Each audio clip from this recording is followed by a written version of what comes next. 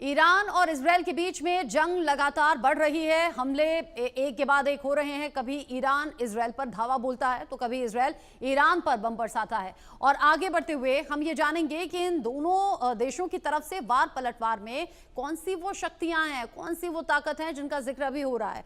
Barack Magen air defence system, जिसका जिक्र इस वक्त सबसे ज्यादा है, जिसे इजरायल एरोस्पेस इंडस्ट्रीज और डीआरडीओ ने मिलकर तैयार किया है। ईरान के हमलों को रोकने के लिए पहली बार इजरायल ने इसका इस्तेमाल किया है। बराक मैगन ने अब तक ईरान के 25 ड्रोन को हवा में ही मार गिराया। भारत के सहयोग से बना यह नया air defence system game changer साबित हो रहा है। लेकिन इसकी खासियत क्या है और क्यों इसे युद्ध की दिशा और दशा बदलने वाला बताया जा रहा है, आज इसी मुद्दे पर करेंगे बात। लेकिन पहले ये रिपोर्ट।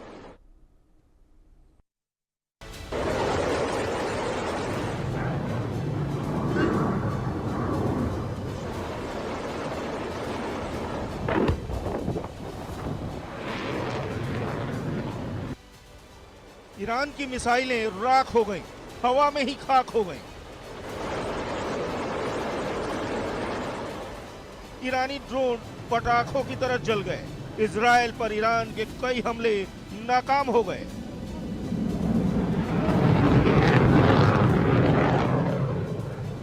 इजरायल के जिस एयर डिफेंस सिस्टम ने ईरानी बैलिस्टिक मिसाइलों के वार को नाकाम कर दिया, ईरानी ड्रोन को हवा में ही मार गिराया, उसका नाम है Barak Magen air defence system, जिसका इस्तेमाल इजरायल ने पहली बार किया।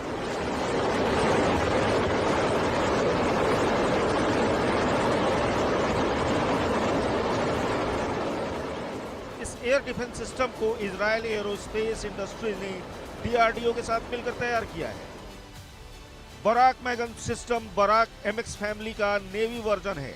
ये क्रूज मिसाइल बैलिस्टिक मिसाइल को मार गिराने में सक्षम है, ड्रोन और फाइटर जेट को गिरा सकता है। इसमें खतरों का पता लगाने के लिए एक एडवांस रडार, एक हथियार प्रणाली और एक लंबी दूरी का इंटरसेप्टर शामिल है। बराक मैगन एक एडवांस एयर डिफेंस सिस्टम है जो कई प्रकार के हवाई खतरों का पता लगाने और उन्हें खत्म करने में सक्षम है। ये कितना घातक है, इसका अंदाजा इससे लगाया जा सकता है कि सोमवार को ईरान ने 8 विनाशक ड्रोन लॉन्च किए थे, लेकिन बराक मैगन ने ड्रोन को हवा में ही नष्ट कर दिया। बराक मैगन ने अब तक ईरान के 25 ड्रोन को खत्म किया है। इस एयर डिफेंस सिस्टम को इजरायल ने SAR-6 मिसाइल जहाजों पर स्थापित किया है। इजरायल के रक्षा मंत्रालय ने नवंबर 2022 में सतह से हवा में मार करने वाली बराक मिसाइल का पहला लाइव फायर परीक्षण किया था। और जब ईरान के साथ जंग के हालात बने हैं, तब बराक मैगन का पहली बार इस्तेमाल हुआ। इस एयर डिफेंस सिस्टम ने ईरानी ड्रोन और मिसाइलों का काम तमाम कर दिया और ईरान की मुश्किलें तब और बढ़ने वाली हैं जब भारत के सहयोग से इजरायल ने बराक डिफेंस सिस्टम का सतह से हवा में मार करने वाली मिसाइल वर्जन बराक 8 भी विकसित किया है, जिसका इस्तेमाल जमीन और समंदर दोनों जगह से किया जा सकता है।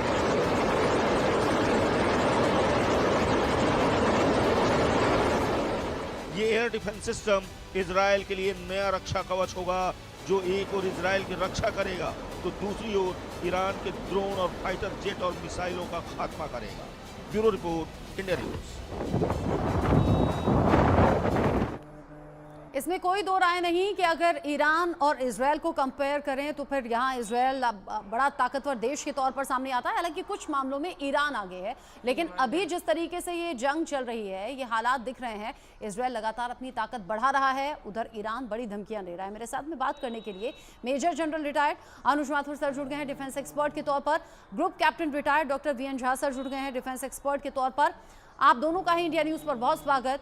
वीएन झा सर, नई ताकत पर लगातार इजरायल काम कर रहा है क्योंकि वो जानता है कि इजरायल को जवाब देने के लिए उन्हें इन ताकतों की जरूरत पड़ेगी। अब इस एयर डिफेंस सिस्टम की चर्चा जो सबसे ज्यादा हो रही है, इस युद्ध की स्थिति में तो काम आएगा ही आएगा। आगे ईरान को क्या रोक पाएगा? रचना जी नमस्कार, और आपके सारे दर्शकों को भी। देखिए, ये बराक 8 जो है, ये टेक्नोलॉजी इनिशियली इसराइल की ही थी और भारत ने इसको थोड़ा सा और वैल्यू एडिशन देके इसको अडॉप्ट किया था। और वही वैल्यू एडिशन जो हुआ था वो एक जॉइंट डेवलपमेंट पार्ट था जिसमें डीआरडीओ आया था सामने में और इसराइल की टेक्नोलॉजी थी। तो ये जो मैजिन वर्जन जो आप कह रहे हैं, ये नथिंग बट ये नेवल वर्जन ही है। लेकिन पहली बार जब इसराइल ने इसको यूज़ किया था, वो अपने मैजिन शिप से यूज़ किया था। मैजिन शिप में जो जो फैसिलिटी हैं, जो स्पेशलिटी है, वो ये है कि वो जो मिसाइल जो है वर्टिकली ऊपर जाता है और उसके बाद अपने डायरेक्शन को बदलता है और 360 डिग्री का जो उसका स्कोप है, होराइजन है, उसमें जाता है। तो ये सिस्टम है, इसका अभी वाइड यूज़ नहीं हुआ है। लेकिन रचना जी, हम सबों को थोड़ा सा कंसर्न है, क्योंकि इसराइल जो ओवर डिपेंडेंट था अपने आयरन डोम सिस्टम पे, या फिर जो यूएस के जो पेट्रियट मिसाइल्स थे, या एरो 2 थे, एरो 3 थे, अभी पिछले साल में ही उसको थार्ड दिया गया था। तो ये सारी चीज़ें क्या ये काम कर रही नहीं काम कर रही हैं, ये थोड़ा सा इसराइल को सोचना पड़ेगा। हम लोगों को लगता है कि कहीं इन सब सिस्टम पे ओवर डिपेंडेंस तो नहीं हो गया, और इसके बारे में हम लोग आज के दिन में बहुत कम बात करेंगे, क्योंकि ये अमेरिकन सिस्टम है, ये वेस्टर्न सिस्टम है, नेटो के सिस्टम है ये, और इसके ऊपर में अगर सवालिया निशान लगा तो पूरे के पूरे जो नेटो कंपनी, नेटो देश हैं और अमेरिका के जो ये जो इसके मैन्युफैक्चरर हैं, डिज़ाइनर हैं, उनके ऊपर में उंगली जाएगी। इसलिए लोग इसके बारे में बात नहीं कर रहे हैं।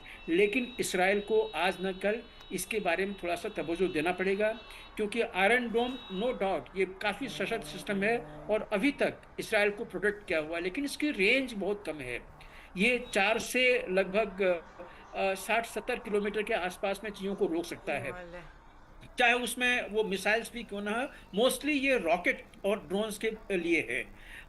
अब बात आती है कि जो बड़े जो बैलिस्टिक मिसाइल्स हैं या क्रूज मिसाइल्स हैं, इसको आपको डिटेक्ट करना पड़ेगा बहुत पहले, और बैरक सिस्टम में ये है, बैरक 8 में ये प्रोटेक्शन है। लेकिन ये भी शॉर्ट डिस्टेंस के हैं, 70 से लेके 100 किलोमीटर तक का जो हॉरिजॉन्टल डिस्टेंस है वो, और वर्टिकल हाइट उसकी लगभग 20 किलोमीटर के पास में आप रख लीजिए। ये इसकी बैरक 8 की कैपेबिलिटी है।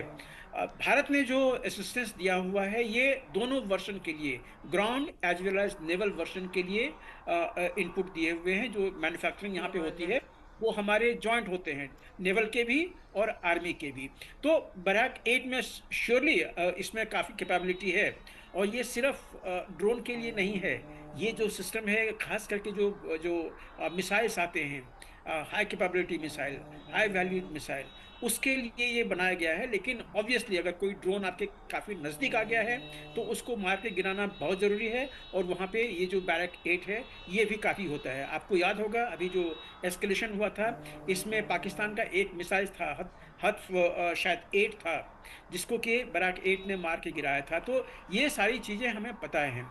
तो अभी आज के दिन में ये जो सिस्टम है ये फुल प्रूफ सिस्टम है, पूरी दुनिया के लिए एक मिसाल है कि बैरक 8 जो इंडियन वर्जन जो है, इसमें डीआरडीओ की जो टेक्नोलॉजी भी इसमें आई हुई है, ये अचूक अस्त्र है जो कि किसी भी चीज़ को मार गिराने के लिए, कोई भी थ्रेट को जो आपकी तरफ मार रहा है उसको मार गिराने के लिए सशक्त है।